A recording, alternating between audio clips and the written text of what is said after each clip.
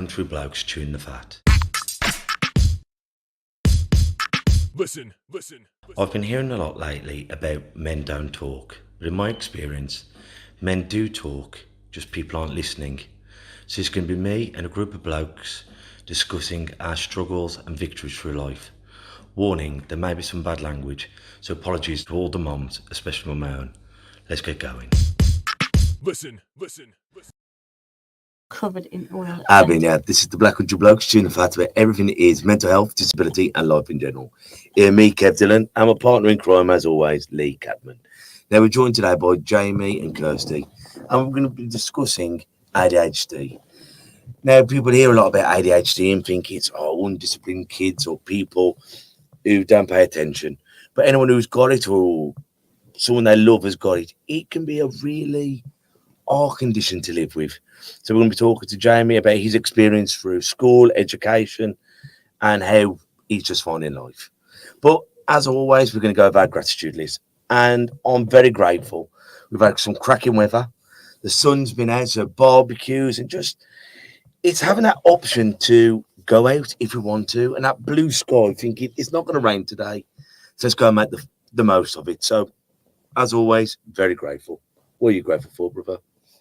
Well, as most of the listeners probably know of, I'm doing 5K every day in May to raise money for Dravet syndrome, the condition my daughter's got. And I've had some really nice comments on the videos that I've been posting daily, some really supportive comments and some great donations. So I'm grateful for that. And also it's Mental Health Awareness Week. So, yeah, I'm grateful that's been spread, that, there's no shame in having poor mental health. No, it is what it is, isn't it? And it's... as I say, it's being pretty about having the resilience to get through it. And if you're lucky enough to have someone who you can lean on, don't let go of them. Kirsty, what are you grateful for? Oh, I'm going to sound like a real woman here. I'm grateful for the sunny, nice weather, so I can dry my clothes outside. My wife says that. And not have to use the tumble dryer, so I'm really quite grateful for that. But also, we just had a garden done and having family around, like you said, so it's nice. Everyone just kind of getting to have a few drinks. So, yeah. I'm grateful for the hot weather as well. Jamie, what are you grateful for, brother? Probably my family and friends, because just spending time with them and talking about random stuff every day, playing on the Xbox with them, walking in the woods, going on walks. It's just very nice having a meal with them and all that. So, the reason why you guys have asked to come on is to give a bit of an insight to ADHD. How old were you when you were diagnosed, Jay? Probably when I was like 5 or 6. Oh, that young? Yeah.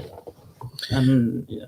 And what were the signs of it in your particular case? Hyperactivity, like it's like I've had sugar without having sugar. Always like constantly looking around, not really being there when people talk to me. So I'm just like looking around.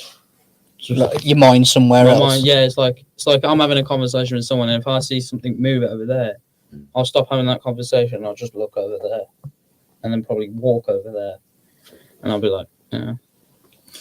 And after the diagnosis, was it get on with it or was it straight to medication?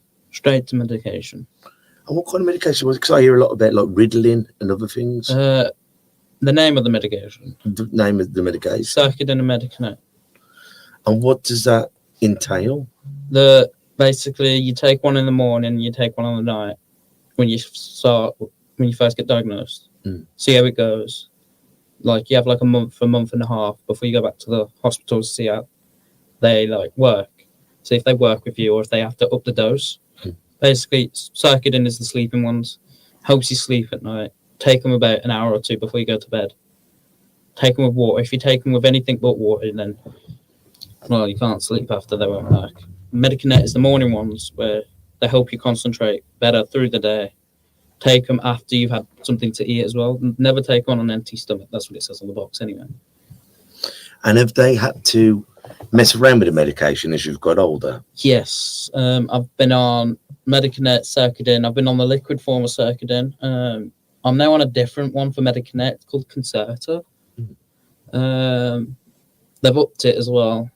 I was on 40 milligram of Medicanet and 10 milligram of Circuit. basically the 10% is basically one tablet has 2%. So I only take 5 tablets a night. And then in the morning, I take 1 tablet in the morning. I used to be on one where I take 1 in the afternoon because they wear off quicker on me when I was like in high school. So I had to have some in the high school.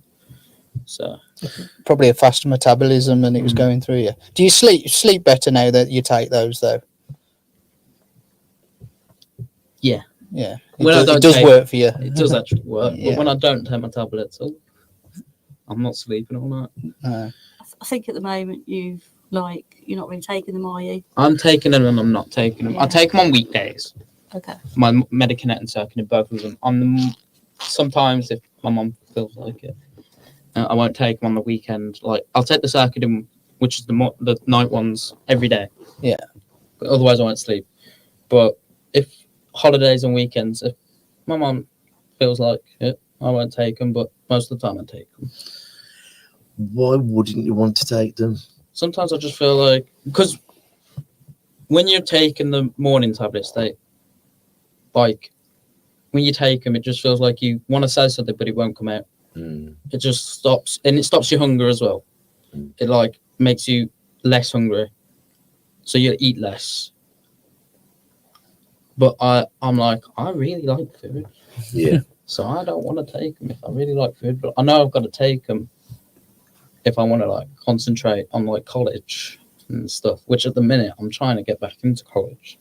Because that's what the next. I mean, before we get into the college, how did you find education? Like from primary school to secondary school, was it hard to fit in? Was it difficult? Were the teachers nice? In primary school, I'd say halfway through primary school, like what year would I have been in when I was 6?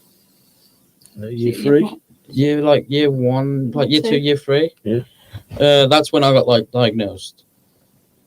Around then, but before then, I would never concentrate. That's all I can remember is in school life. Before then, all I can remember is just not concentrating, always walking around the classroom. Like I feel like I have to walk everywhere. Like I can't stop moving. Restless legs kind of thing. Yeah, like when I was in high school as well, that was the same with me in high school. But after I got diagnosed, taking the tablets, I would walk less around the classroom and I was actually do my work. Do you find, just asking, like, so one of my friends, he's got restless leg syndrome, and I can see when he's anxious, he paces a lot more. When because he's got ADHD as well, but I can always see when he's anxious because he can't sit still. He has to rock and move forwards. Do you find it comforting to do it, or? Yeah, it's like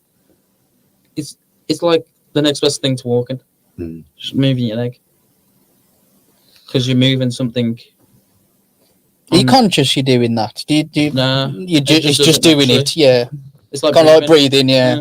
But a comfort in feeling. It's like I've done it that much. It's just I don't think about doing it. And then when you went to big school, secondary school, how was that? Oh, that's completely different to primary school. It is. It's a massive jump, isn't it? You You go from children to teenagers and young adults, don't you? And it's a massive jump. Not only we've got your hormones, but the peer pressure, what other kids are getting up to, and it's very much for anyone. in year 7, I'd say it was probably one of the toughest years in high school. It is. When I started high school, first couple of weeks was okay until probably when my mum got a phone call from my head of year 7. I'm at Ridgewood and she was Miss Gower. Actually, I shouldn't have said that. Most people probably know her now. Most kids now go to Ridgewood. She called my mum saying, I'm getting put on a report card or like isolation, something like that. Because I walked around the classroom. And then my mum was at my nan's at the time, helping my nan move. And she said, well, have you read his file? Like, he's got ADHD. Like, what do you expect? He's going to... Can I just ask, did you have an HCP in place for this? Not in year 7 or year 8. Probably around towards the end of year 9, towards the start of year 10. So, yeah, my mum got that call saying I might be getting... I think it was mostly the report card. And my mum was like, he's got ADHD. Haven't you read the file? And she was like, she wouldn't answer that. My mum was like, go read his file and then call me back and tell me what you're going to do then. And then after, she didn't put me on report card or nothing because my mum told her. But ever since then, in year 7, I was getting followed a lot around school. By staff or by pupils? By staff. By mostly, like, support and guidance, which helps you with, like, getting bullied and everything. I'd get followed. And then if I would just, like, mess around just a little bit like normal, like teenage boys do. Sometimes teenage girls, but you know what I mean. Yeah. They'll come up to me, like 3 of them will come up to me, start cornering me, and I'll start freaking out and getting angry a lot. So I'll just walk out of school to go home because it was getting overwhelming. And with the help in lessons, I hardly got any help in lessons in year 7. There was hardly any support teachers in lessons in year 7. And then obviously COVID hit. And then we had to do online learning. But first I went in for, like, you know, when schools allowed some students to go in on a certain amount of time and then go home. I did that. I didn't really like that because I don't really like change. Like I stick to something. So I went home and I did the online learning, which was just okay. It was okay. I didn't have any like nagging from support teachers sometimes. The teacher just setting work was just all right. And then when they set paperwork, I hardly knew what I was doing because sometimes I'd need that support. Yeah. So when my mum and stepdad would come and help, they hardly knew what they were doing as well because they're not qualified to understand the schoolwork that I'm doing at full length. For most of us parents understood that. Yeah, definitely. They would just sit there teachers. looking like, what am I meant to be doing? And I'm like, I don't know. So they were like, do you not listen in school? And I was like, I do. But then I forget really easy. And I think one of the things that you said was because sometimes, you know, your brain's working quite quickly, but actually taking in bits of information, it took time. Yeah, when I was in school, when the teacher was talking, I'd take it in quick, but only take little bits of it. So I'd understand it one part, but then when it came to the next question, I'd be like, I don't know what I'm doing. It's kind of like having a puzzle with missing pieces, isn't it? That's how you described it, isn't it? And I think one of the things as well that you talked about, wasn't it, is that you would ask for help from the teacher and the teacher would be like, well, you weren't listening. Yeah, and there's that. I would ask, especially my history teacher. I had the same history teacher for 4 years straight. She did not like me, and I don't know why. She hardly liked any student there. And I'm like, what did we do? Honestly.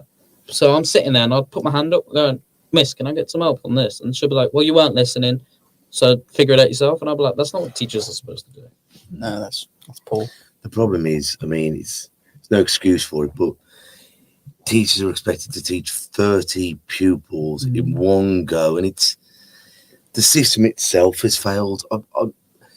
It's so archaic and so Victorian-esque, isn't it, teaching? You know, we're teaching the same way that our great parents were taught. No, we've got a bit more technology now, but teacher stands at the front, writing on a blackboard or a whiteboard. You copy it. It's no... It's like you go to Black Country Museum and Exactly in school, and it actually hasn't changed since then. We don't get caned. Yeah. No more, you know what I mean? The only things that have changed between school back then and now is you don't get caned at the chalkboards. There's hardly any chalkboards. Yeah, It's it's a a whiteboard tablet now, or- isn't it? Yeah. Whiteboard, and the desks aren't singular desks anymore, or wooden, like with wooden seats. It's no plastic horrible seats. But I look at it and I think, just because with GCSEs in now, my friend's a teacher, because GCSEs only reward those kids who've got good memories. Doesn't mean you're intelligent because you can regurgitate some of a clever person. It just means you can retain that knowledge for longer. And there's clever people, like if you can make a shed, you're a different form of clever.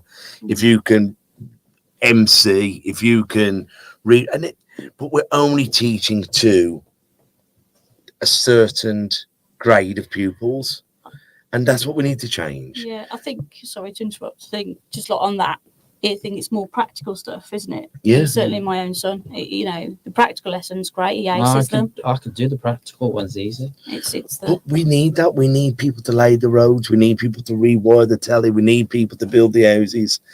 And that's what we forget. These jobs are so essential in society, and we need to make those people feel valued, because without those jobs, if someone doesn't unblock your toilet, you're having a bad day. Mm. And we need to reward these people and show people that, are you going to be a doctor? Are you going to be an accountant? No. Let's get you doing a job that you can do very well, get well paid for, and be a massive pillar of society. Mm. When we can start changing education, how it's formed, we're going to have a much happier nation. Because how many people have got hang-ups from school because you felt like that fit kid at the back of school? No, what's that fit kid? Same. You know, but I don't want to put my hand up because he's just going to belittle me. So eventually, I'll stop putting my hand up. That's literally how I felt, because every time I put my hand up, they'd either ignore me or tell me I should have been listening. But I was that kind of kid. I'd rather be known as naughty than I would to be thick. So I'd kick off, so I'd get thrown out. But really, I was just confused. And how many young lads and girls feel that same?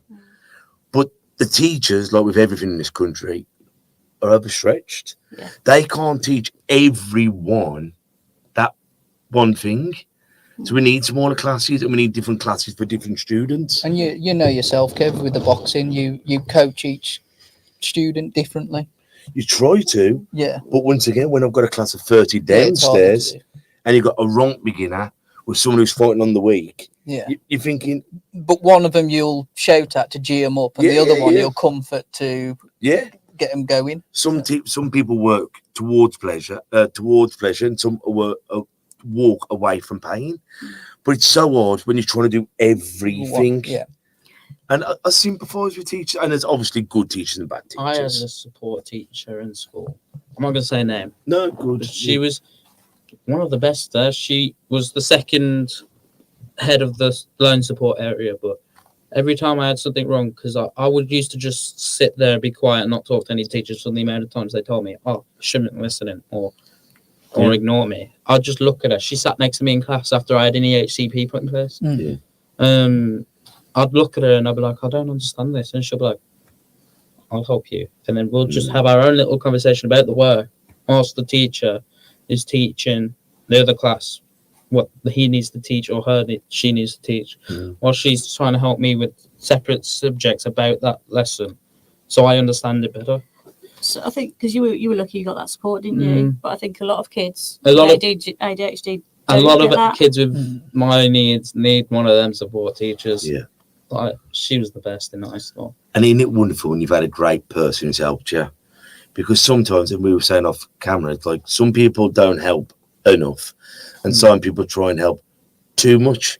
They try and almost wrap up in cotton wool, and you want to be treated as a normal person with additional needs. If I need help to read that, could you help it for me? But please don't make me feel like a fool. Like, yeah, I'm struggling. like, just don't always constantly try and help us. Like, we'll come to you, we need the help. It's not that we're saying we don't need you to help us. It's just us saying we can understand some things, and then we'll come to you if we don't understand the other things. I had support teachers when I was a kid, like my bad eyes. And when you had a good one, you didn't know they were there. They'd help you, but other times they'd really single you out and they'd demasculate you in front of everyone. You're thinking, I don't need this. I need you to help me to read and write. It's not to hold my hand and make me feel like a disabled child. Because people already know you're different, but you don't need it highlighting. So it is hard, isn't it? Like in school, when I told people, like, oh, I've got ADHD, they'll just look at me and they'll be like, what's that? Or, oh. So you're like, and I'm like, what do you mean, what's that? Or what do you mean, oh? And then I'll tell them and explain to the people that don't know what it is. And then, like, sometimes when I tell people, sometimes they become more distant with me, my friends. I'm lucky enough to have that one friend. I'm not going to mention his name. Yeah, could mention a good friend. Yeah. Oh, his name's Kieran. Yeah, lovely. Always shout out good people. Kieran, hope you're listening. Better be. Would you like to try and explain to people what ADHD means? ADHD is basically hyperactivity. You get distracted easily. It's like you want to do a million and one things at the same time. You can't sit still like what I'm doing right now. Sorry. Don't apologise. Getting angry easily, getting overwhelmed. That's why it's always nice if a kid with ADHD is angry or overwhelmed, just sit him to the side and walk off and let him calm down for 10 minutes. Don't sit next to them. Yeah, it's nice to have someone sit next to you, but not all the time. Is it a chemical imbalance, Kirst, or is it? Yeah, it's wiring. It's kind of the way that the brain's wired. It's wired differently. It's basically there's different chemical levels in a normal person. I'm not saying ADHD people aren't normal, because everyone's normal in their own way, and a bit different in their own way. I don't know, but in ADHD, people with ADHD, they're like, one of their chemical levels is a bit higher, and then the other one's just lower. So they're just a bit wired differently. So they see the world in a different way to other people. And is it usually more? Is it more medication does help, or is it Not always. Not always. No. Because with some of the medication, some people suffer with depression with ADHD. Sometimes the medication and the circadian, like sleeping medication, morning medication, can make it worse. You're saying earlier, obviously, sometimes you don't take that medication due to reasons it's personal, but do you then have like a coping mechanism that you do when you're not doing that? Yes. To help your day? Like when I don't take them, I have a coping mechanism. When I'm a bit overwhelmed or whatever, I just sit there and hug my dog. She's like my own little emotional support buddy. Yeah, brilliant. She understands when I'm angry, when I'm upset. When I'm upset, yeah, dogs know when they'll come up to you, support you. When you're angry, they'll keep their distance, but keep an eye on you. When you're happy, they'll be happy with you. They'll jump around with you and everything. But so they sometimes don't want to be touched, and sometimes we don't want to be touched. So I think we know that with each other. So, but my dog always likes me touching her. She always comes up to me and taps my leg. Always. She was only doing it this morning 3 times. So I was sat there minding my own business. She comes up to me, puts her arm on me, and then I'm like, what? I just looked at her and went, what? And then she did a circle and looked at me, and she went, oof. And then I looked at my phone again, and then she put her head on me, and she was like, and then she got a toy. You know them like blue pool toys? Yeah, She got that, and she put it on my leg. And obviously, my brother was at school, my sister was at school, my older brother's moved out, and my mum and stepdad have like got a busy moving house. So I was just having a little time to myself. And then obviously I was the only one that could play with her. Most of the time I play with her because everyone, she's strong as She's hell. your dog. She's like my little doggy. Yeah. She's my baby, but everyone loves her. Everyone calls her baby. So I just hold the toy. She's strong as hell, so she'll drag you across the room because of the American Bulldog in her. It's not saying Staffy's not strong, because Staffy's are strong, but she's extra strong because of the American Bulldog. Like, but you were saying, like, with the dog, is it music helps you as well? Music also helps me, yes. What kind of music in particular? Oh, hip hop. Old school, new school? New school. Oh, dear. That's where I lost it. Who's your favourites? Probably King Von, Juice WRLD, XXXTentacion, and the Kid Leroy. What did you find, like, cause we've had other people on here, and it's like when they're lost in thoughts, even that just bit of music in the background can just, you know, brings you back. Just put you there. It's like there's like different music for everyone. I'm not saying everyone has to like the same thing. Of course, yeah. But with me, when I'm upset, I listen to some of their sad songs or happy songs to bring me to being happy. Or when I'm angry, I listen to the happy, like the chill songs to chill me out. Or if I can't listen to my music for some reason, I'll bring my dog and I'll just sit there. Do you find it just calms the voices, or do you focus on like that, especially with something like hip hop? Because you've got like different forms of hip hop. You got hip hop where you listen to the beat or the scratching or the breaks. I listen to everything. But then sometimes when listening to, like, say, a lyricalist, and you can get lost in the poetry. I listen to everything in the songs. Yeah. I just find it interesting. I want to make music myself. That's something you'd like to get into. Yeah, that's what I want to do. But obviously, when I was in college, I chose performing arts instead of music. Because everyone was like, oh, performing arts is better for you because you're good at acting. And I'm like, well, I want to do music. And they're like, give performing arts a try. And if you don't like that, ask to change your course to music. But obviously, when I didn't like it, I tried changing it a bit too late. Right. The closing date for changing course closed. So sorry, I was just saying, I think kind of like giving like people like Jamie the opportunity to do something like that in school as well, and kind of maybe about writing your own music and producing your own music, which is what you want to do. It's isn't a it? great way of learning, isn't Yeah. it? That's And- different to sitting in an English lesson, and Yeah. but ultimately, And again, if that's the way you learn from writing rap songs, and it's a better way to let like the anger out and just write in a song. Well, I could barely read and write, but I used to love writing poetry and stuff. But if you could have got me like reading Muhammad Ali quotes or Tupac's lyrics instead of reading Taming of the Shrew, I could barely read English, never mind Elizabethan English. But if I could learn the double entendres and the metaphors and the similes and how hip hop's formed, you've created a poem and structure and how double meanings to every word and to puns, and that's English. If they engage in that and then get you to overcome your stage fright, but then saying it in front of people, isn't that the best form of English we've done? Yeah. I But think we're stuck in old-fashioned means. it hasn't. The curriculum hasn't changed at all. It hasn't moved with the times. You know, if you want to know something about history, you Google it.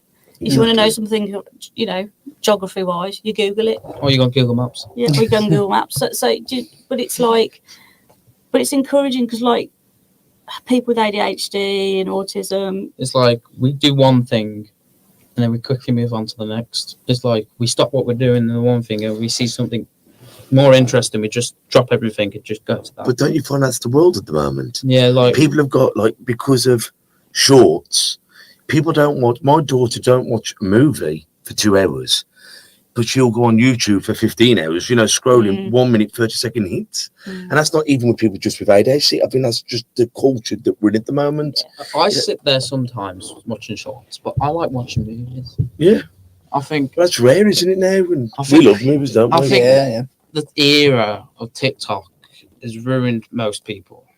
Like, yeah, I enjoy a bit of TikTok, but not all the time. Unless it's the Black Country Blokes, obviously. Yeah, there's always an exception. There's always an exception, but I just like, especially the Marvel movies. Yeah.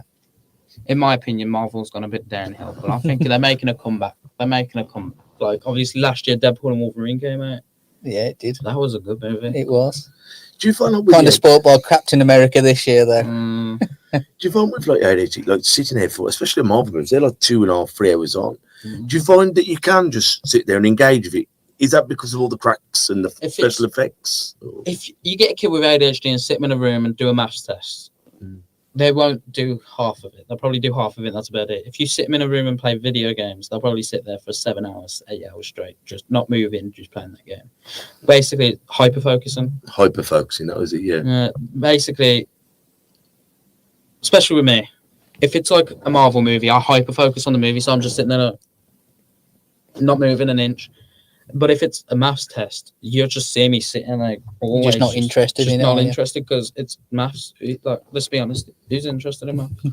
But so it's once again, it's finding something that you're really interested in and then allowing yourself to throw at it. That's basically it. Basically, It's like when you see people like, and we have people here, and they're like they're hyper focused on the training, and they will focus on how to do a press up correctly or how to do, and you can see them. Everything has got to be textbook perfect, and they'll fixate on it. So if we can use that in a positive structure for yourself, then it almost becomes like a superpower, doesn't it? I've got a book at home my mate gave me. It says ADHD is a superpower. Like, you got to use it to, like, don't like blame everything on the ADHD, because sometimes it's not ADHD. Sometimes it's just you just thinking, oh, I'll do that. But just use it to, like, do something you like. Because then sometimes you can do more with ADHD than you can without ADHD. Because with people with ADHD, we've got more energy. Like, we get tired. We get tired. People without ADHD get tired quicker without ADHD than with ADHD. So use that energy in something Like, positive. so, like, if you want to do something positive, like doing English, do English. Use the ADHD and use English. If you want to be like Jim Carrey and be an actor, he's got ADHD, do that. I think it's coming out. So many people have had like ADHD or dyslexia and these things that the old-fashioned teacher, especially when I was at school, you'll never be anything, you'll never be anybody. And now it's great seeing how many people have come through these trials and tribulations and now not only successful, are very bloody successful. Yeah, I think on the flip side of that, though, there's still a lot of young people with ADHD That don't know what to do. don't know what to do, but get I know, I'm excluded or I'm scared of having ADHD, of being labelled. labelled, having no friends. That was what I was scared about in school, having no friends because of my ADHD. But you just gotta let people get to know you. It doesn't matter if you got ADHD or not. Go and make friends. You, Jamie. Like, the ADHD doesn't make you a person. It's just something you've got. Just go out, be yourself, be kind, just be grateful for things you've got there and then. I think that's with anything, whether it's your eyes, whether it's you're tall, you're short, you're overweight. That is just one small bit of you. Don't let that be all of you. It's just on the outside. It doesn't matter what's in the inside. So was that something you wish someone had told you when you were young? Yeah. My mum tried explaining it to me, but obviously when I was younger, I was in my rebellious stage. So I just didn't listen. But now I'm just like, she was saying some true things. That's wonderful that you can come on here now to educate people of your own age. And where do you want to go forwards with this? Are you going to go back to college? Are you going to go to a different college? I'm trying to get into Dudley College. I went to Kidderminster College, but now I'm trying to get into Dudley College. I'm trying to, obviously I want to do music, yeah, but at the minute, my stepdad has said, apply for a course. It doesn't have to be music. It just be what you want. As long as you get a course in college, so you got some form of education, like with maths and English, and then after you can focus on music or a job. Like, so I've applied for 3 different courses in Dudley College, and just waiting for him to get back. And you're thinking of pursuing the music, and do you want to get into the producing, the MCing? I want to make music. I want to do all sorts of music, collaborations, making music, producing music, all that sort of stuff. Because once again, I mean, now is the time to be entrepreneurial, isn't it? You haven't got to get signed by a major record label to put music out there. Now is the perfect time to be able to create a hit in your bedroom and just release it, get it out there. It doesn't matter where you are in the world or if you've got a major record label, nothing. It's just, as long as you make a song and people like it and like you as a person, you can go far in the world. And sometimes that's not important. As long as you're making music and enjoying doing it, forget about everyone else. That's all that matters. I enjoy listening to music, and I quite like to enjoy making music, which I think I will. Brilliant. Well, is there anything else you both want to say before we wind down? Is there anything else? We haven't spoke about Roots, have we? Do you want to explain how you two kind of met? And Yeah, so Roots is a youth hub. So it's basically where young people from the age 13 to 25 can go if they've kind of experienced any difficulties around kind of mental health or sort of sexual education, that kind of thing. And I go there on a Thursday, and Jamie dropped in. Hello. I literally walked in and went, hello. And that was it then, wasn't it? It was just kind of... How long ago was that? I don't know, about 4 or 5 weeks ago.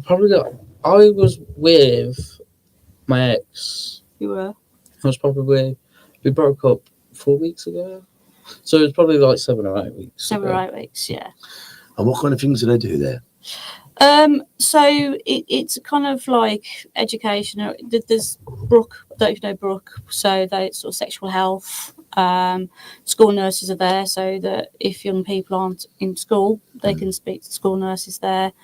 It's about emotional well-being for young people. It's about sort of knowing what's out there, so they prescribe. So it's called social prescribing. Right. So they'll have a list of things that young people can tap into and that kind of thing.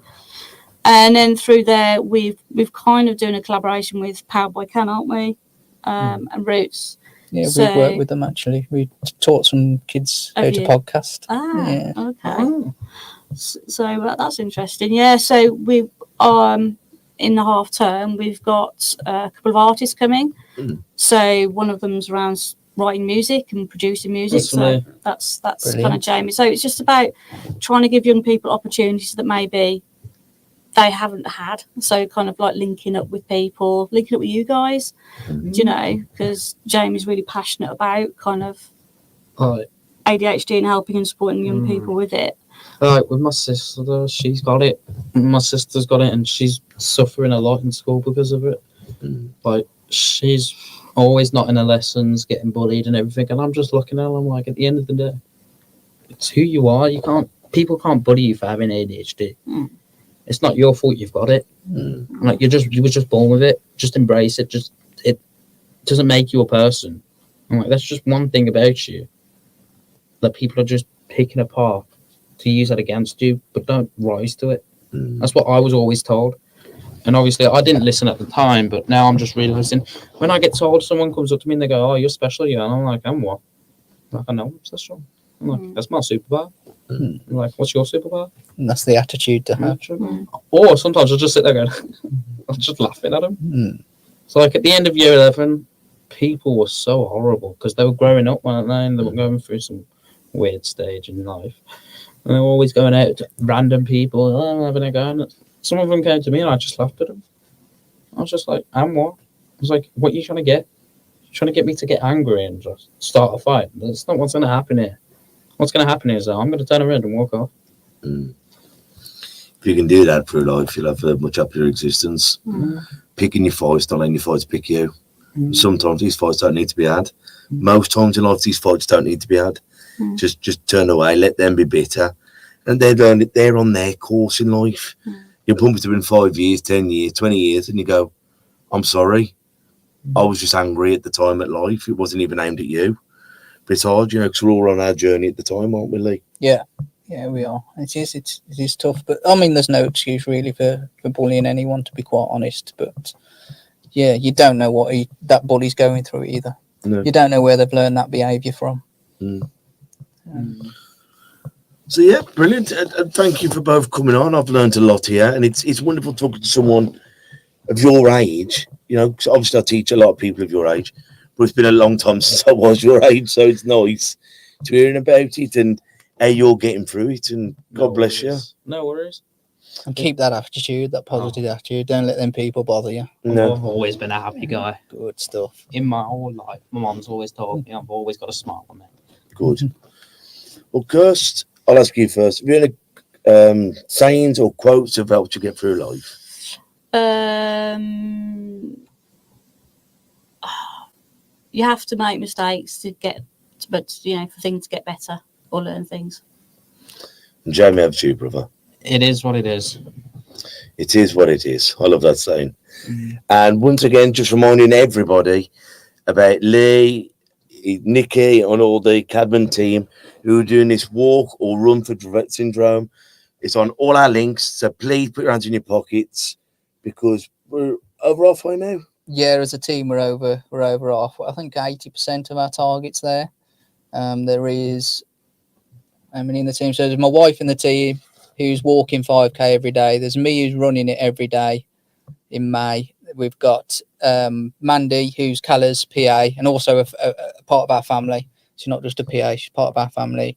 She's walking it. We've got Tilly, who's Mandy's daughter, and my mum, and Justine, who was walking my mum for the first few days and decided, well, I'm walking with you, I might as well raise money as well. So thank you to everyone who's doing that and also the people who've donated. But yeah, find it on the socials and keep the donations coming in and the lovely comments. It's been great. So guys, thank you for coming on. And guys, thank you for listening. So until we all see each other next time, I want you all to take care of yourselves and each other. Ta-ra a bit. Listen. And that's a wrap for another show. But if there are any comments or messages that you would like us to read out for our next podcast, please be in touch. There are also lots of different organisations at the bottom of this page, and hopefully they can help you or someone you care about. Please share this to spread the word. Until we talk next time, ta-ra a bit. Listen.